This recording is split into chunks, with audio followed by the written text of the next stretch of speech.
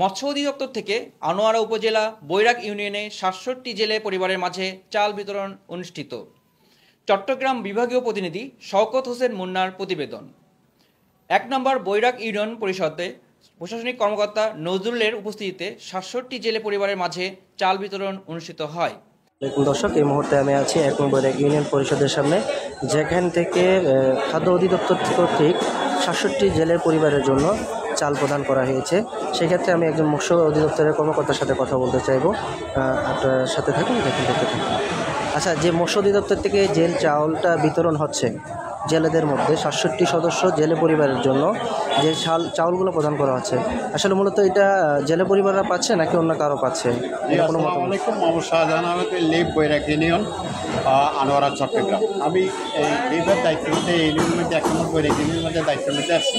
এটা monthly, yearly, half yearly, যখনই নদী বন্ধ থাকে, বন্ধ অবস্থায় আমাদের এইসব জলদাস এবং জেলেরা যারা মাছের সাথে, নদীর সাথে সম্পৃক্ত আছে, মাছের ব্যবসা এবং ওনাদের দিন গুজারণ করে মাছ ধরে তাদের ব্যবসা, এই জলদাসরা এই অত্র এলাকার যতজনই আছে সরকারিভাবে আমাদের এই অত্র মৎস্য অফিস আনোয়ারা চট্টগ্রাম থেকে যখনই নদীটা বন্ধ হয় তখন তারা এই ফ্যাসিলিটি সরকারি পেয়ে যায়। দ্যাট ইজ চাইলগুলো যখন যেভাবে আসে, এটা আমাদের সঠিক স্যার ১ নম্বর বৈরাগ ইউনিয়ন, উনি সুন্দর এবং সুষ্ঠুভাবে প্রতিবারের মতো এবারেই সুন্দর সুষ্ঠুভাবে পরিচালনা করে ওনার মাধ্যমে এবং চেয়ারম্যান জনাব নওয়াব আলী সাহেবের মাধ্যমে। আমি বৈরাগ ইউনিয়নের লিভ হিসাবে আমাকেই উপস্থিত থাকতে হয়, ওনারা রাখে সম্মান করে, সেই হিসাবে এটা বিতরণ করা হচ্ছে বা হয়েছে অতীতে। এই চেয়ারম্যান জনাব নওয়াব আলী সাহেব উপস্থিত না থাকলে আমাদের উপস্থিত সচিব সাহেব আছে এবং বন্দর ২ নম্বর ওয়ার্ডের বর্তমান মেম্বার ফরহাদ সাহেব, ওনাদের উপস্থিতির মাধ্যমে এই মৎস্যজীবীর চালগুলো বিতরণ করা হচ্ছে। আমাদের এলাকার যতগুলো জলদাস আছে, এটা কি শুধু এলাকা ভিত্তিক নাকি পুরো আনোয়ারা বৈরাগ ইউনিয়ন? আনোয়ারা বলতে যারা নদীর সাথে সম্পৃক্ত এলাকা ভিত্তিক বা আনোয়ারা এরিয়া। হ্যাঁ, আনোয়ারা এরিয়া মানে পশ্চিম এরিয়া, এটা পশ্চিম এরিয়া বৈরাগ ইউনিয়ন।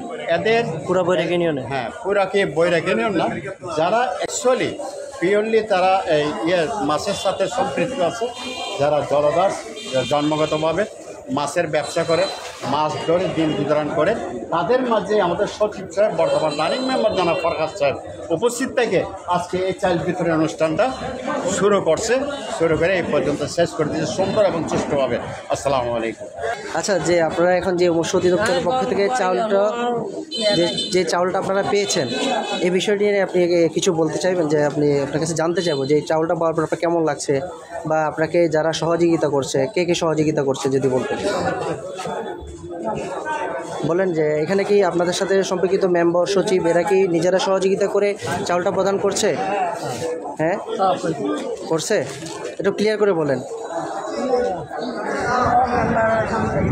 মেম্বার ছিল না, ফরহাদ মেম্বার।